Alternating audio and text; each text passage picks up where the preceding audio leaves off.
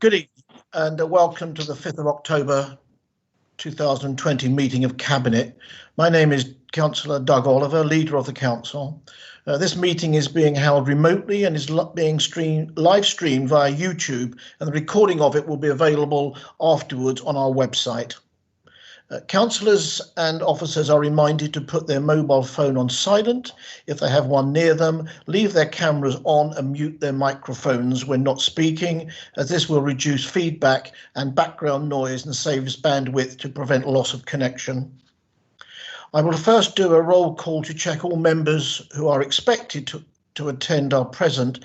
As I say your name, please turn on your microphone and confirm you are connected. Members of Cabinet, Councillor Christine Bayliss. Councillor Jay Brewerton. Present. Councillor Terry Byrne. Present. Councillor Kevin Dixon. Present. Councillor Catherine Field. Present. Councillor Sue Projac. Present. Councillor Hazel Timpey. Present. Councillor Jonathan Vinehall. Present. Other members joining us today, I haven't got any prior notification. How do you want to record this, Lisa?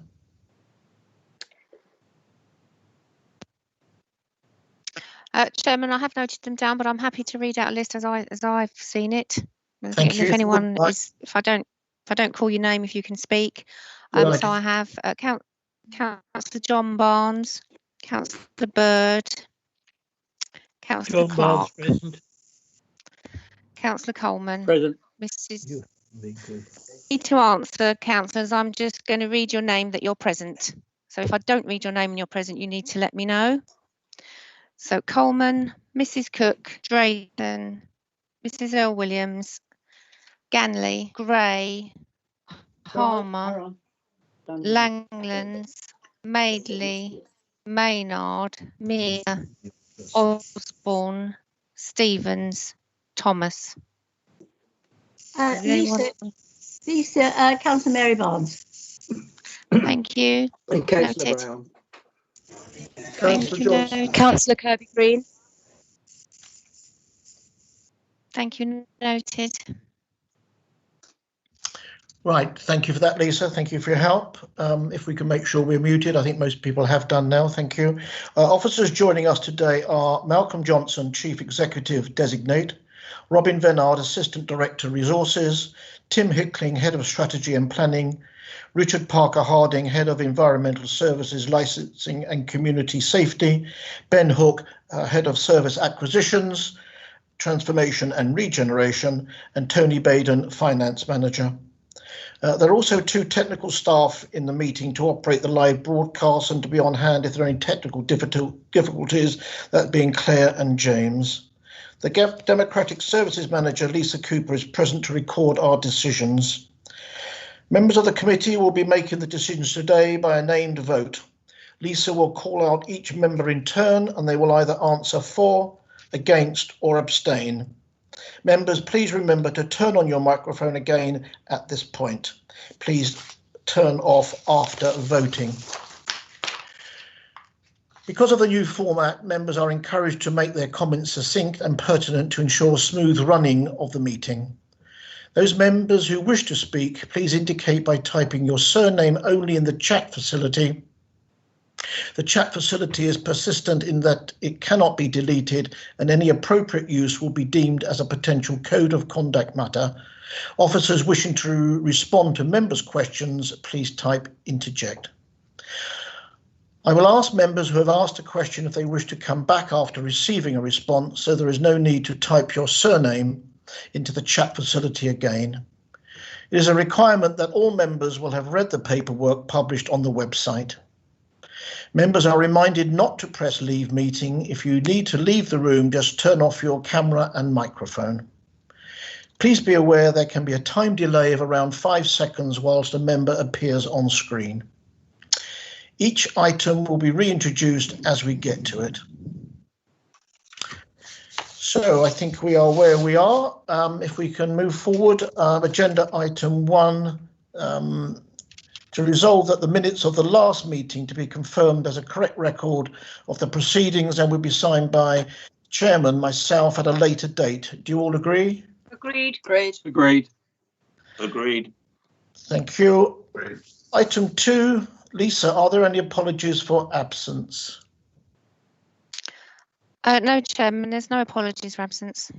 I did receive a note that Councillor Bayliss was attending a family event this evening and had given me notice a couple of weeks ago, but I've had no other apologies provided. Item 3, Malcolm, are there any additional agenda items?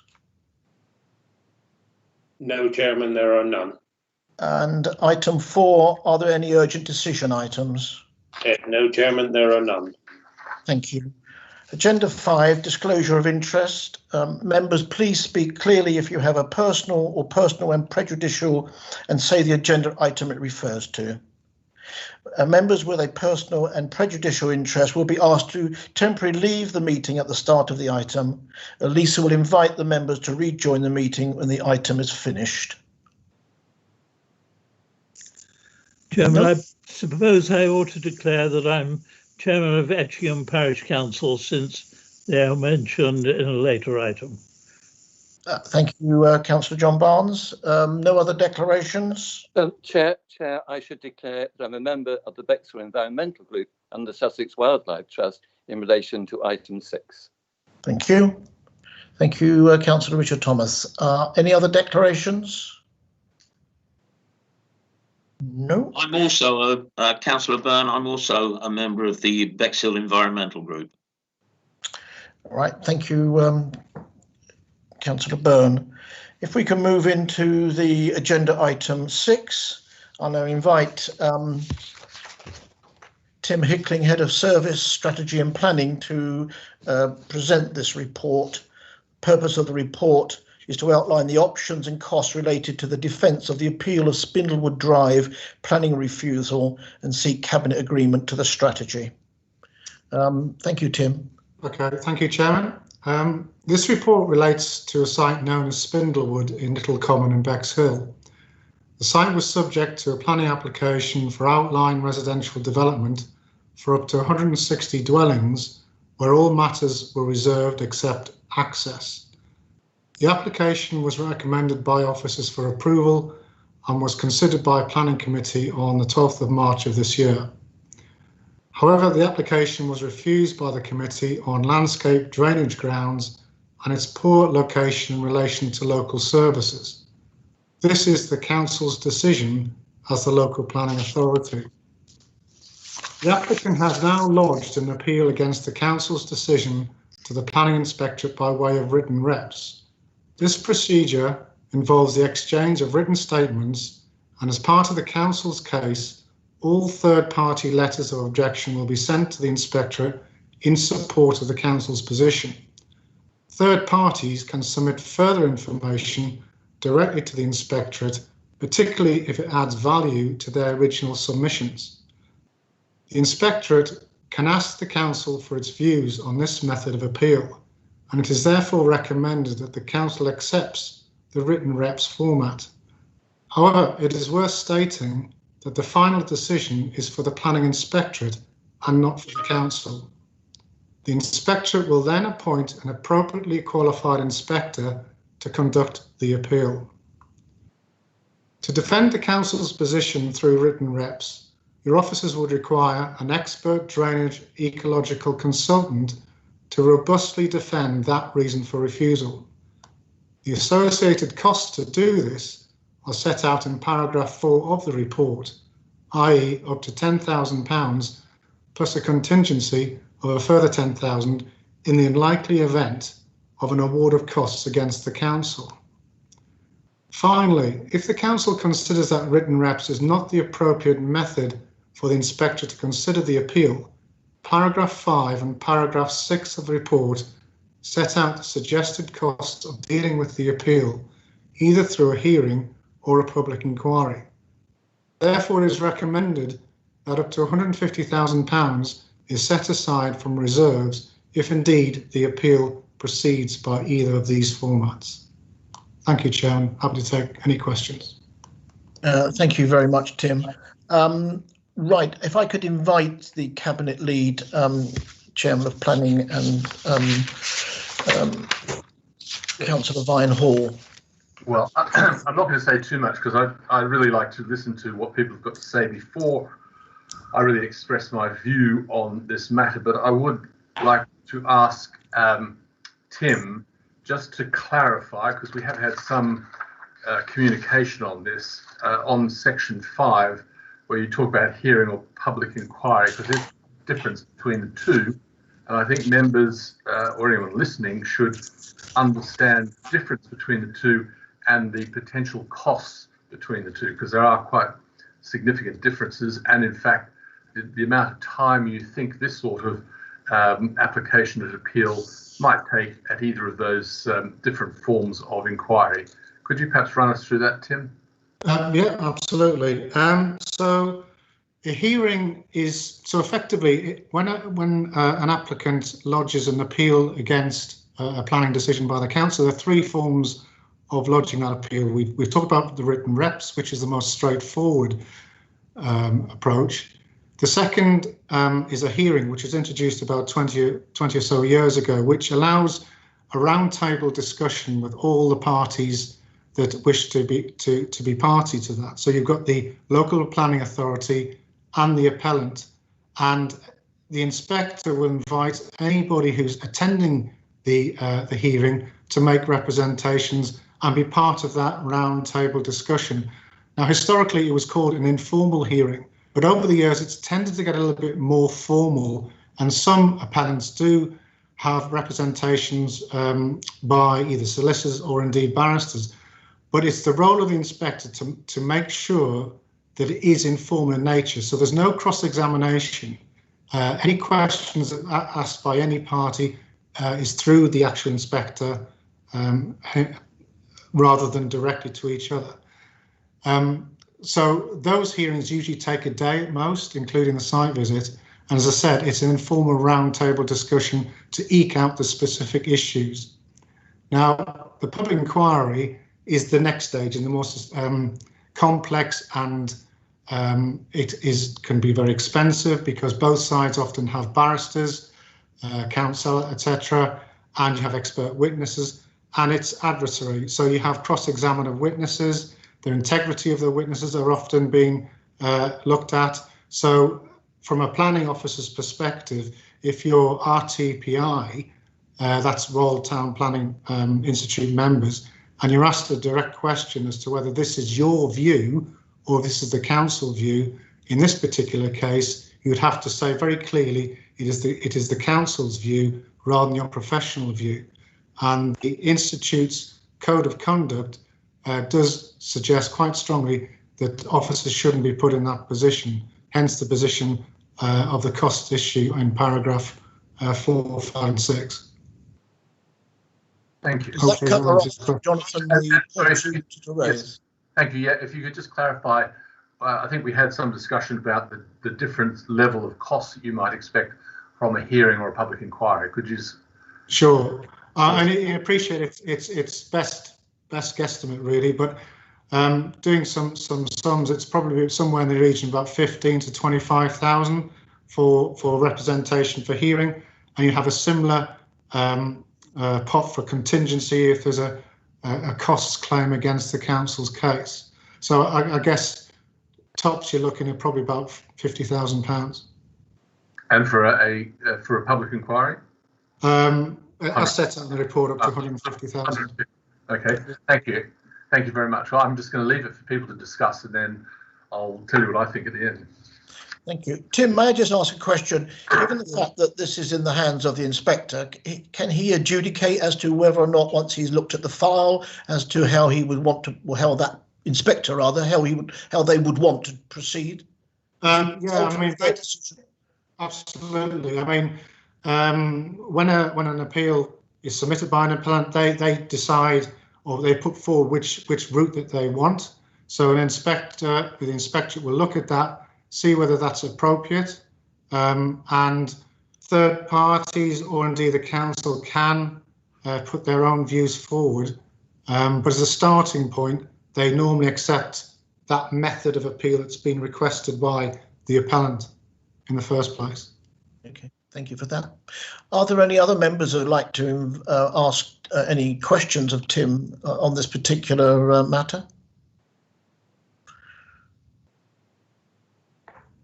Doesn't appear so. It looks like the floor is yours again, Jonathan.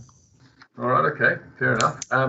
Well, I think this is it's unfortunate that this administration inherited the Spindlewood application, because it was one that had been going on for some time, and clearly quite an emotive one as well. And there was a significant majority at planning committee as well. So I think that the reasons that are going to be argued, as I think Tim mentioned, are narrow.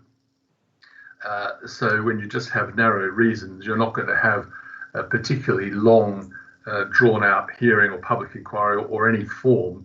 It's really getting the response to that narrow reason. I am a little troubled by asking the officers who put forward a very strong case, to sort of switch sides, pole vault over and equally try and defend a different outcome. My feeling is that we should look for a hearing based on what Tim has said, and clearly that has considerably lower risk. But I do think that we need to be defending the decision of the planning committee, because it is their decision, and in defending it, we will also, if we are successful, and the application came forward again and it resolved the issues, and these things are all up in the air at the moment, we would, and those members were satisfied with a new application which resolved those issues, then we would reopen ourselves to receiving the new homes bonus grant, which is over £1 million, and I think that's a lot of money. So to spend 15 to 20, maybe 30 outside against the potential of receiving an improved application which actually did deal with the issue, to get a payback of £1 million, I think we should be giving ourselves the best chance of success. And I think the hearing just gives us that little better chance of success than a written representation, which would also be a little compromising for the officers. It would challenge them. It's not dissimilar from asking officers at a planning committee meeting to give reasons which are different to the ones that they might have given in their report. So my recommendation is to recommend a hearing, but as I think, Doug, you've already said, ultimately it will be for the inspectorate PINS to decide. I mean, that all we can do is make a suggestion. They will look at it and decide. And in the current climate, I have no idea what decision they might make, because the whole COVID thing has given them all sorts of problems with public hearings. Would you agree with that situation, Tim? Certainly, they've got a number of challenges at the minute with COVID, and yeah, I completely concur with that. Of course, just to clarify, if it's a hearing that members wish for us to inform the inspector, that's the way this council wants this appeal considered. Just to reaffirm, that is for PINS to make that call, and we would obviously have to appoint an external consultant to represent the council. Yeah, but I will be clear before I know Sue wants to speak. I will be clear that I would not recommend a public inquiry. I think the issue is narrow, and it wouldn't require that sort of resources, and I don't think the chances of success would, in my own personal view, increase at all, in fact, by choosing a public inquiry over a hearing. But I think a hearing gives a fair chance for ourselves to be successful, and to respect the decision of the planning committee. Thank you, Jonathan. Before I invite Councillor Sue Project, might I just ask another question, Tim, with regards to the appellant could come forward with another application whilst there's time delay in getting a hearing convened?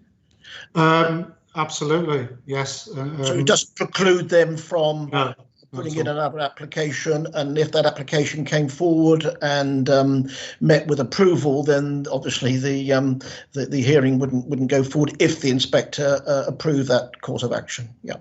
Yeah. Thank you for that. Thank you, Councillor Sue Project. Thank you. That was my question I was going to ask, and so thank you, Tim, for that answer. And this would be obviously a good way forward in terms of the cost for this council, the taxpayers' money, which is huge if we go to a public inquiry. So I would go along with the middle road, which is the hearing.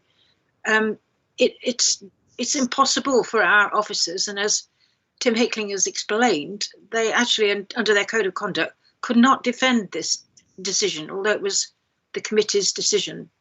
They couldn't possibly defend the decision.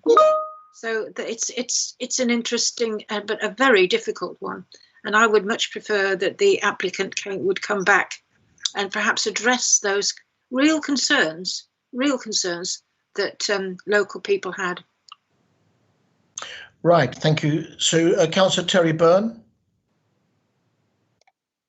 Thank you, Chair. I wonder if you could just, either Tim or Jonathan, could just run through again the means by which, or the sequence of events by which we would regain the new homes bonus. I didn't quite follow completely what the chain of events would be for that to happen.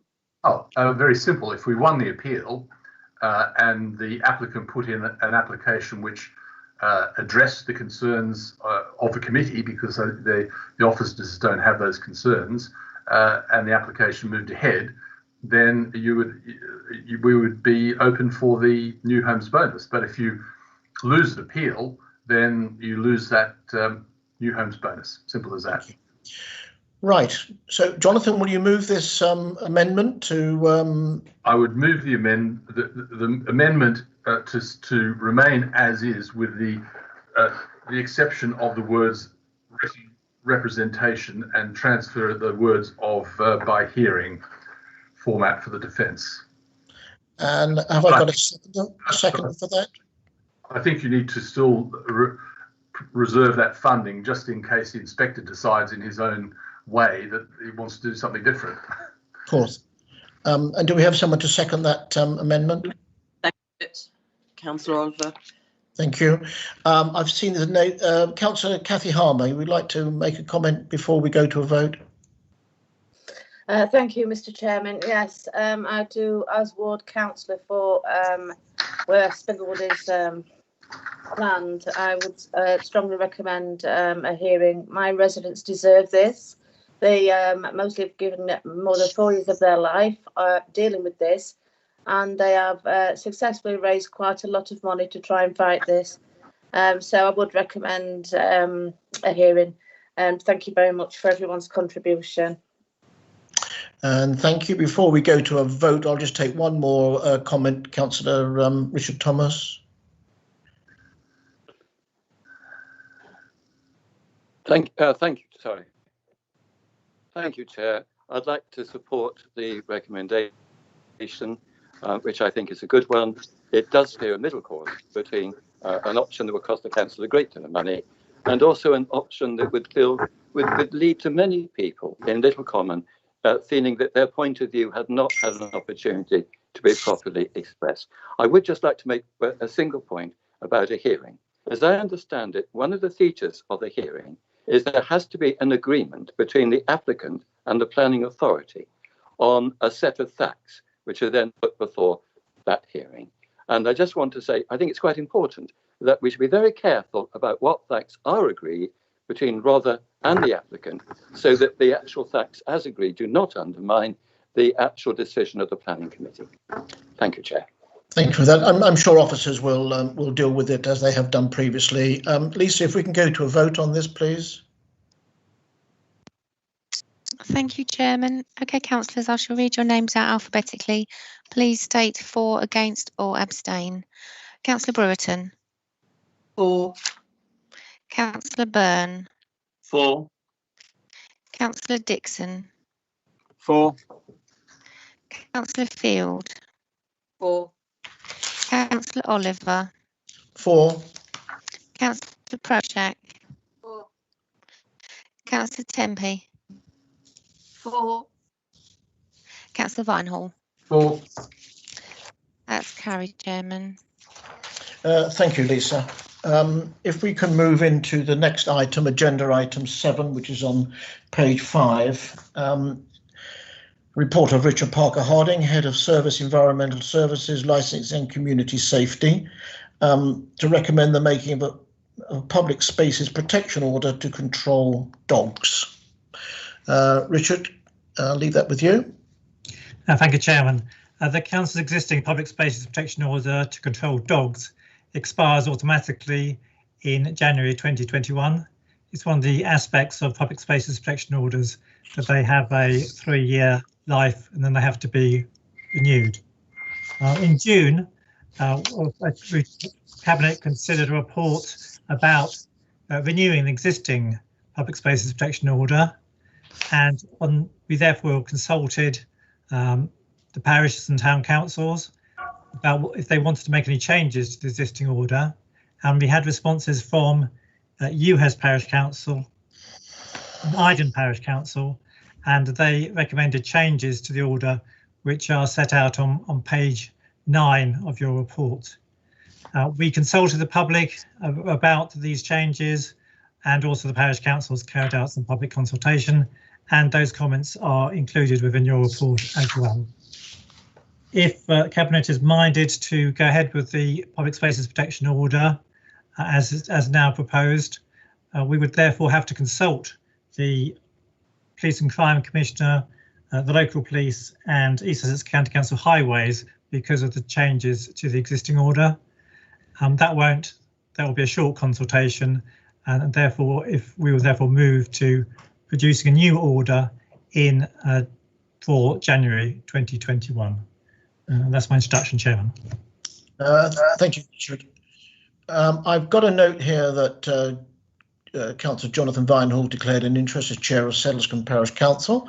And are there questions of Richard? Councillor Tony Ganley. Yes, it was not actually to question Richard. It was simply to add my support to the recommendation. I often walk my dog in that area, and I'm always fully equipped with a black poo bag in my pocket. Sadly, not everyone is. So that's why I fully support the recommendation. Thank you very much for the comments. And Councillor Paul Osborne. Paul? Yeah, thank you, Chairman. Yeah, just to echo basically, well, some of what Tony has said, Councillor Ganley there, and just to say well done on consulting with the parish councils in Iden specifically. I know they contacted me at the time, and I said, well, make your recommendations, make your thoughts known, and it'll be passed on. And it has been. So just echoing that thought, really. Thank you, Chairman. Yep, thank you. And if I can invite Cabinet Lead Councillor Catherine Field, please. Yes, thank you. I'm glad to hear the support, and of course I support this also.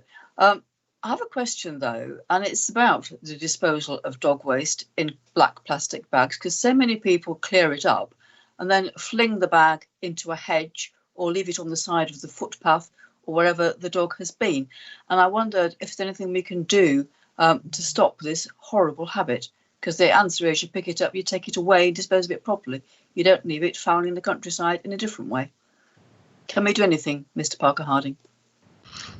Yes, it's quite inconceivable to me why people actually do that, though it does seem to be quite common. I mean, what people are doing, they're committing a littering offence.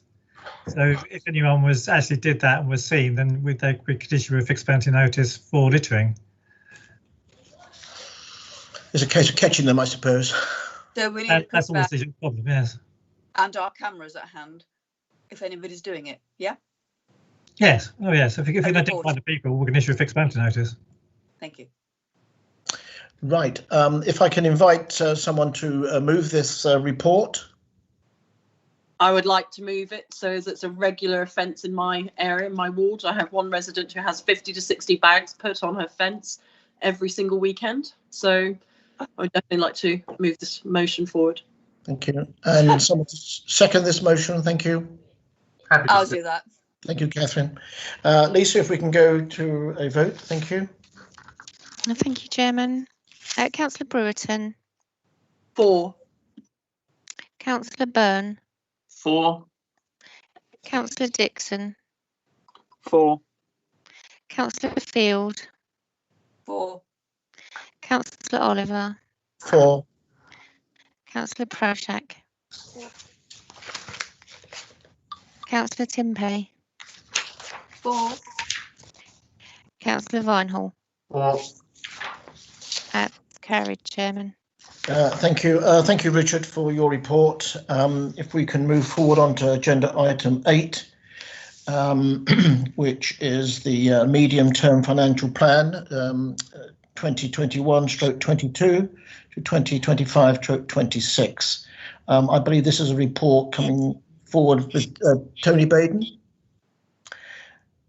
Chairman, Tony's actually on leave this week, so I'll start this report. Okay.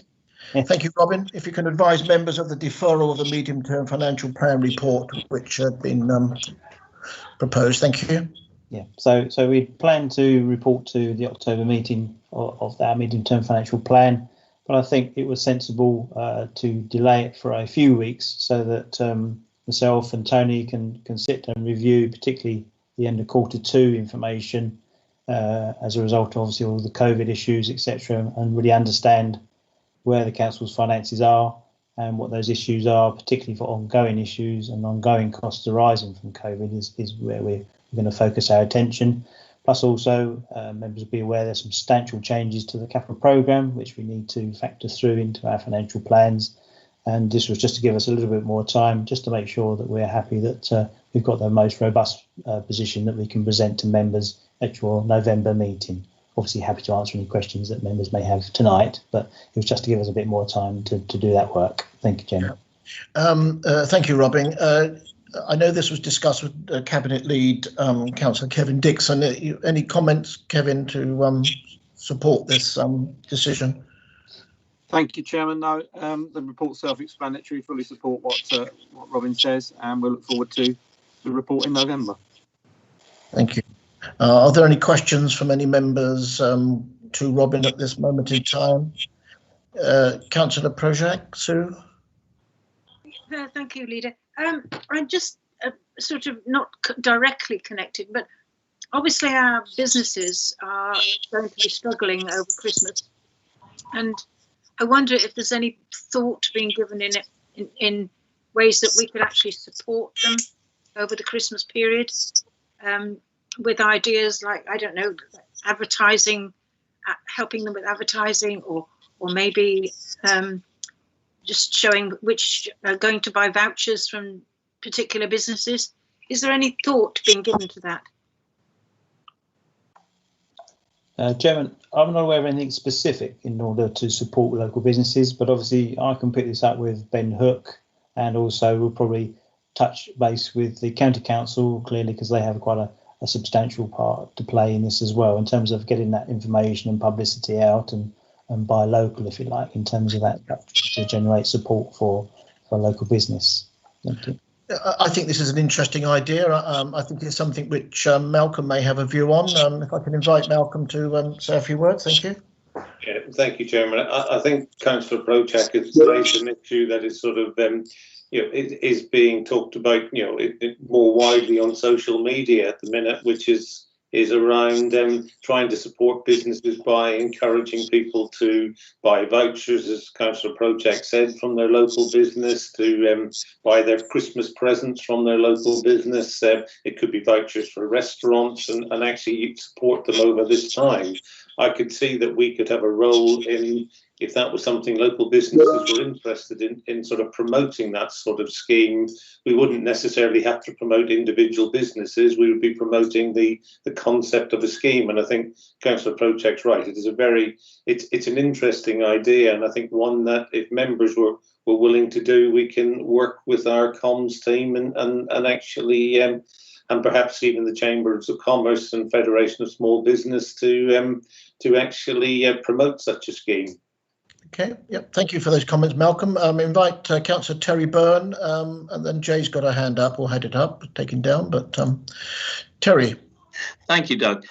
Giving this a bit of thought, there are lots of people who have grandchildren or relatives who come down to Bexhill very often. And it strikes me this would be a good thing to put in your Christmas card, a voucher that can only be spent in Bexhill, but maybe contains, if we could get the businesses to buy into it, something like 10% discount. So we might go wider than just asking individual businesses. If the Chamber would support this, you could actually have a Bexhill voucher that could be exchanged at any of the shops who've bought into the scheme.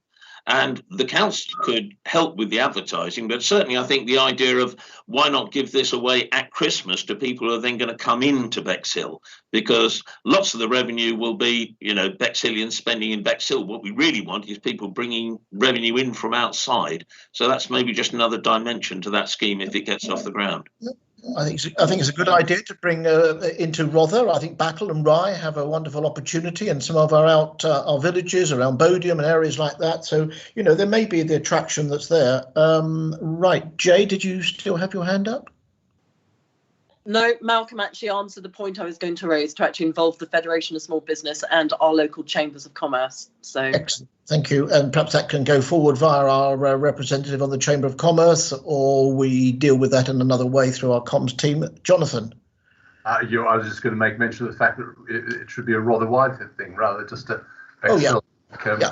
There are businesses across the district which would benefit enormously. Yeah. Yeah. I apologise for being Bexhill centric. It was a mental slip, not an intention. I didn't mention your name. Okay, fine. Any other comments on this particular report? We go back to the report. Thank you for Kevin. Yes, sorry. Yes. Thank you, Chairman. Somewhere I do remember that we had some money for reopening the high streets to do with COVID, and I am sure we kept some of that back for Christmas events. I know Malcolm's looking into it for me to try and, I don't know if anyone else can remember that was involved in that, but I'm sure there was a pot somewhere, so maybe we can delve into that for Christmas. But apart from that, Chairman, I'd like to move that we move the report as printed. Thank you. And if I can have someone to second that report, please. I'm happy to second. Very busy tonight, Jay. Thank you for that second of that report. And if we can go to a vote, please, Lisa. Chairman, as it's just for noting, I don't think it's necessary to do a vote. Okay, fair dues. If everyone's happy. I think we're quite comfortable with that. I don't think there's any dissenters on that front. Thank you very much indeed. And thank you, Robin and Tony, for bringing this sort of the deferment in order to get more meaningful figures. I think that's really what we're angling for. Right, if we can move on to item 9.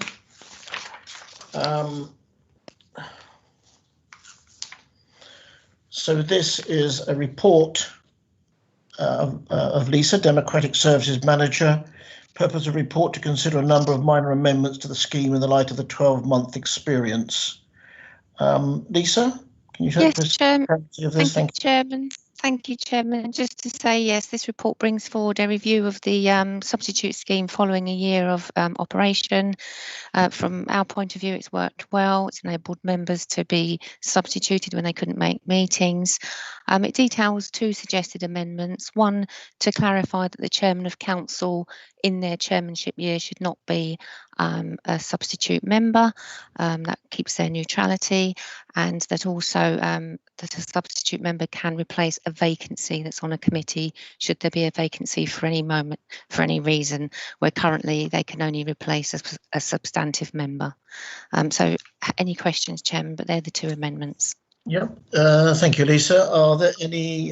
Yes, I believe Paul Osborne. Thank you, Paul. No cabinet members, I don't think, wish to speak, Paul, so floor's yours. Okay, fair enough. Yeah, no, I would just echo what Lisa said, really, Chairman. It's worked well. It's been very useful, actually. We've used it a couple of times at scrutiny. and no, it's good. So it keeps everybody involved. Excellent, thank you. Kevin, you want to make a comment? Thank you. Thank you, Chairman. Just another challenge for Malcolm. If he can please find out why we can't have a substitute on audit committee. I think I've mentioned that before, but it does seem a bit of an anomaly that all committees have substitutes except audit, unless of course he knows the answer off the top of his head. No, Chairman. If I was just going to thank Councillor Dixon and say I will rise to the challenge and deal with it. And you don't know the answer, Lisa? No, Chairman. Never been raised before, I wonder. Yeah, I'm sure there's a reason tucked away somewhere. So no other questions of Lisa with regard to this report. And as Paul said, it has worked well over the last 12 months. So, you know, it's there for that sort of purpose. So a bit late on that, Jay. Thank you very much. If we can go for a... Sorry, Jay. If we can go for a vote. Thank you, Lisa. Thank you, Chairman. Councillor Brereton. 4. Councillor Byrne. 4. Councillor Dixon. 4. Councillor Field. 4. Councillor Oliver. 4. Sorry about that. I lost my papers. Councillor Proshak. 4. Councillor Tempe. 4. Councillor Vinehall. 4. That's carried, Chairman. Thank you very much indeed. I think that concludes the Cabinet meeting for this evening. There's nothing else on the list, I don't think. Remind me if there is, but that seems to be the end of the report.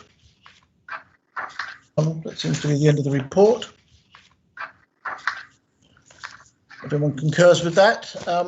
Correct, Chairman. That's the end. And just to remind members of the council meeting to follow at in about 15 minutes, if I may, Chairman. Okay, thank you very much indeed for your help, Lisa, this evening, and officers that attended tonight's meeting, and we'll reconvene as a full council in a few moments then. Yep. Excellent. Thank you, Chairman.